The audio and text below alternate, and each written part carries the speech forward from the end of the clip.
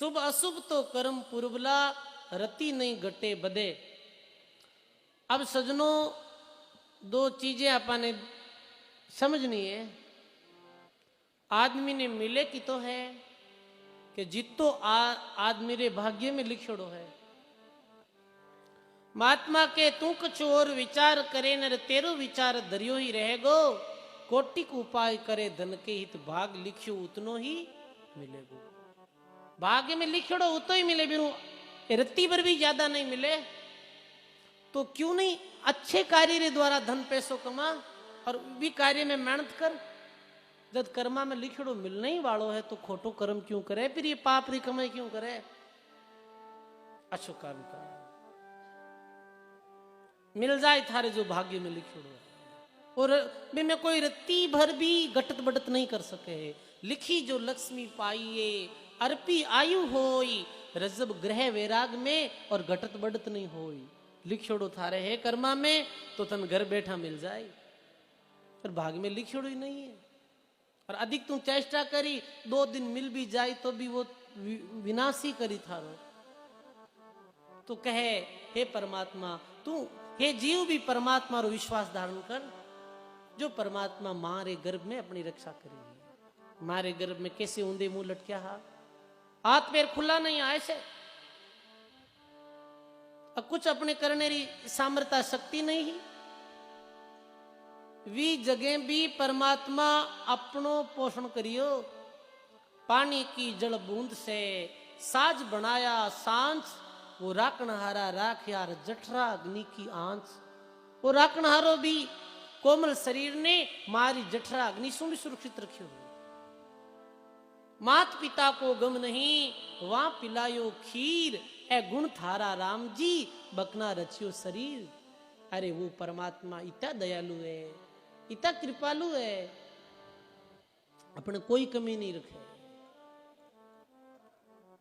तू तो जा सदगुरु री शरण में भगवान री भक्ति कर और अपनो परिश्रम जारी रख। अपनो मेहनत जो है वो कर। यहाँ खेती बाड़ी रो काम जो भी कोई है, गर्भवास में रक्षा की नहीं बाहर कहीं बिसरे। पशु पक्षी और कीट पतंगा सबरी शुद्धि करे। अब पशु पक्षी कीट पतंग सब ने भगवान पहुंचावे। कीड़ी ने कण देवे, वो हाथी ने मन देवे। अन्न पकेरू जो आकाश में उड़े है, बीरे भी भगवान भोजन की व्यवस्था करे। सोच भी परमात्मा री कुदरत ने, वो परमात्मा भूखो नहीं रखे भाई। मात पिता और कुटुंब कबीलो ए तो मोरे जाल जरे। समझ देख मन कोई नहीं अपना, तू धोखा में कहीं पड़े। तू तो अंसा बिरद साहिब और भटकत कहीं फिरे। अरे तू तो परमात्मा रो अंश है और तू कठे चांतरा देवरा माते अपनी मनोकामना लियोड़ो और अपनी मनरी इच्छा पूर्ण करने वास्ते घूम रियो है, भटका खा रियो है। वो सदगुरु छोड़ और ने ध्यावे तो थारो कार्य नहीं सरे। संतारे सरने जाओ मेरा अंसा, कोटि विघ्न टले। कहत कबीर सुनो भाई साधो और सहज जीव तिरे। तू तो संतोरी शरण में जा, संत तन कल्याण रो सहज मार्ग बता दे, सीधो सरल मार्ग बता दे। कर भगवान की भक्ति कर, बंद की मेहनत कर और जो मिले दान पुण्य कर। बड़ो सुंदर प्रसंग। धना भगत को दिया बीज, जा का खेत निपजाया रीज। अब आगे कहे द्रौपद सुता को दीने लीर, और जाके अनंत बढ़ाए थे चीर। अब सजनों, परमार्थ पुरुषार्थ की बात चल रही है तो ये बात चल रही है कि द्रौपदी प्रसंग आया है। द्रौपदी प्रसंग आवे कि द्रौपदी जब अपने पियर में ही वी समय एक दिन वो गंगा पूजन रे निमित्त ऋषि दर्शन रे वास्ते प्रभात्री समय गंगा जी में गंगा दर्शन रे वास्ते गई। ध्यान दे सुनियो। गंगा दर्शन वास्ते गई तो आगे देखे एक संत महात्मा जो गंगा में स्नान कर रहा है और तेज भाव रे कारण सु पहनने वालों कटी वस्त्र जो हो वो जल रे साथ में बहगो। और संत महात्मा निर्वस्त्र वेगा। तो पूछे वो द्रौपदी, बोले कि महाराज बाहर पधारो, मैं आपका दर्शन करूं और फिर बाद में मैं अपने घर जाऊं। तो महात्मा कहे, हे बेटा द्रौपदी, मारी जो वस्त्र पहनने हो वो जल रहे भाव रे कारण सु बह गयो, तो तू चली जा, मैं निर्वस्त्र हूं, मैं रात्रि समय में ई गंगा सु बाहर निकलूंगा। तो द्रौपदी मन में विचार करे रे कि ये महात्मा पूरे दिन ही गंगा रे ठंडे जल में खड़ा रही, पहले तकलीफ हो जाए। द्रौपदी जो एक राजारी राजकुंवरी ही भी समय पियर में ही, वो अपने जो ओढ़ने वास्ते बहुत महंगो चीर हो, बीरा 8 टुकड़ा कर और वे महात्मा जी ने दिया। क्योंकि कई जगह ऐसो प्रमाण आवे, कई जगह तो दुर्वासा मुनि रो प्रमाण आयो और कई जगह आयो है कि वे कोई अंधे महात्मा हा, जाने नजर सो दिख तो नहीं हो, तो लकड़ी में डाल और प्लेट और फिर वो देती कि लो महाराज जी, कुछ चीर तो बेगार, कुछ मेरे हाथ में आएगा। तो अपनी लज्जा ढककर वे ऋषि महात्मा बाहर आया गंगा सू। द्रौपदी करिया प्रणाम। तो बे महात्मा बोलिया, हे बेटा, आज तू मारी लज्जा राखी है तो एक दिन परमात्मा थारी लज्जा जरूर राखी। आज जो तुम मैंने 8 गज ये चीर दियो है ओढ़ने वालों, तो ये 8 गज चीरा एक दिन अनंत हो जाए और तो बढ़ जाए, जिरी कोई सीमा नहीं, कोई वार पार नहीं। संत महात्मा आशीर्वाद दियो। अब द्रौपदी तो ये तो ध्यान नहीं दियो, पर वेणो यही चाहिए कि जो दान देर भूल जानो, परमार्थ कर भी सब भूल जानो, बिने बस दे दियो अपनो कर्तव्य और ठीक है। अब वो ये तो ध्यान नहीं दियो द्रौपदी और अपने घर आएगी। समय बीती, वही द्रौपदी भविष्य में जाए और हस्तिनापुरी रानी बनी। और आगे ऐसो प्रसंग आवे कि पांडव एक ऐसो महल बनायो जी, महल री कला करती इतनी अद्भुत ही कि जठे जड़ नजर आतो बूटे तो जमीन नहीं, और जटे जमीन नजर आती बूठे जड़ हो। द्रौपदी ऊपर बैठी, दुर्योधन आयो, जमीन समझ पैर रखियो, नीचे गिर पड़ियो। तो द्रौपदी हास्य में, एक विनोद भाव में बोली कि भाई आंधा रे तो आंधा ही जन्मी। पर सजनों, ये बात हास्य विनोद में तो बोली, पर एक ये भी ध्यान रखना ही प्रसंग में आपा ने कि भाई हमेशा ध्यान पूर्वक बोलनो, शब्द संभाल के बोलिए, शब्द के आतन पाओ, एक शब्द औषधि करे रे, एक शब्द करे गाओ। ये बात भी दुस्साहस भी दुर्योधन रे वो बात चोट कर गई कि ये बोली है कि भाई आंधा रे आंधा जन्मी। तो अब देखा इन्हें, अब वो गिण गांठ बांध ली। देखो सजनों, जो भगत और सज्जन प्रवृत्ति रो आदमी वे, बिन कोई बुरो भी कह देवे तो वो भी बात ने पकड़ नहीं बैठे। महात्मा कहे कि सज्जन सोना और संत जन टूट जुड़े 100 बार, दुर्जन और पाका कलश एक ही धके दरार। साधु यानी सज्जन आदमी रे कई दफे ऐसे छोटो मोटो विवाद हो जा तो ही पाछा बैठ जावे भेड़ा, पर दुर्जन आदमी एक बार कोई यूं विरोध कर लियो तो फिर वो पूरा विरोध करे। ये दुर्जन रा सेनान है। दुर्योधन बदलो लेने रे वास्ते कपट रे साथ में जुआ खेलियो, और जुआ में वो पांडव धन संपत्ति राज और साथ में द्रौपदी ने भी हार गया।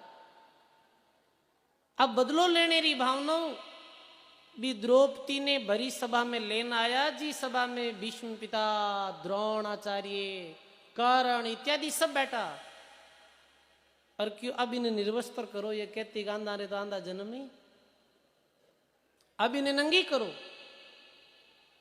तो बीच समय वो दुष्ट दुशासन द्रौपदी रो चीर खांचने लगियो।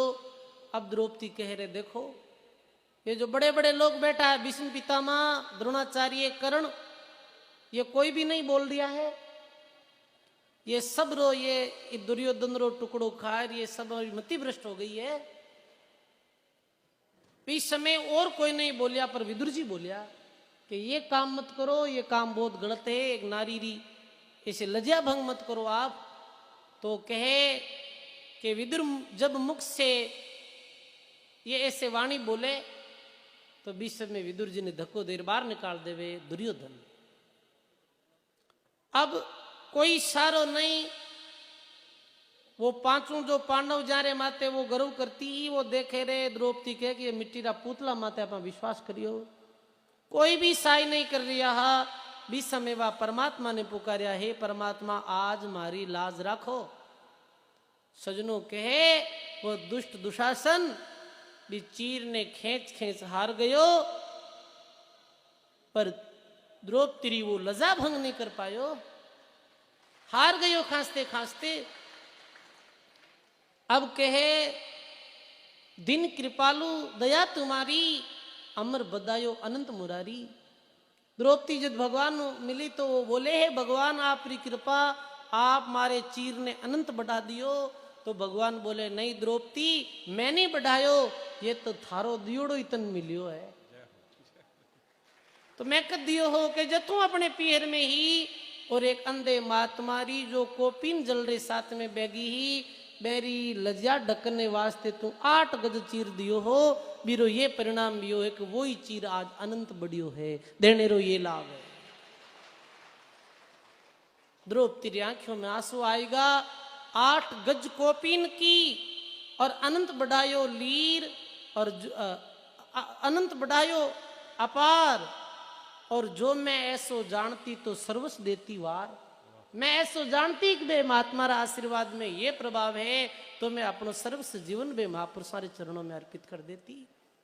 महात्मा कहे कर्ण ने सोनो दियो, द्रौपदी दिनो चीर, और दिया सोई पावयारियों सत सत कयो कबीर। द्रौपदी चीर दियो तो बीरे कोई कमी नहीं रही। ये प्रसंग सुनाया ही कारण हो जा रहा है कि देने रो ही तो लाभ है। अब आगे सुन जो कि द्रौपद सुता को दीनो लीर, जाके अनंत बढ़ाए चीर, रोटी 4 भार जा गाली और नरसिला की ऊंडी जाली। अब रोटी रही प्रभाव, देने रही प्रभाव। भगत नरसी जीरो मायरो जद सुना तो वे 56 करोड़ री माया परमार्थ रे वाते लुटाई दी। तो भगवान एक दिन नानी बाईरो मायरो भरने वास्ते आया। बताओ आप आया कि नहीं आया? ये देने रो प्रभाव। अब लिखे कि रोटी 4 भार जा गाली, नरसी जा की ऊंडी जाली, सावण सा सदा का साई, जा की ऊंडी तक्षण लाई। अब लिखे जड़कों दूध पिलाया जान, और पूजा खाए गए पाषाण, और बलि को यज्ञ रचियो अश्वमेघ, और 52 होकर आए उमेद। राजा बलि एक यज्ञ करियो, देणो देणो देणो। तो सजनो मेरी देने री भावना ने देख और भगवान स्वयं 52 भगवान रो रूप धारण कर और राजा बलि रे द्वार माते आया। ये प्रसंग भी भक्त माल में आवे। बलि अपनो सर्वस्वार दियो। 2 पाउंडा में तो बलि रो पूरो राज्य नाप लियो, और 30 पैर कियो महाराज मारे सर माते रख दो। बलि रे कोई कमी रही नहीं भाई। नित बुनी कपड़ा देते भाई, जाके नौलक बाल्द लाई, अविगत कैसो नाम कबीर, ताते टूटे है जमरी जंजीर। ऐसे महात्मा कहे कि भाई देने रो ही तो लाभ है।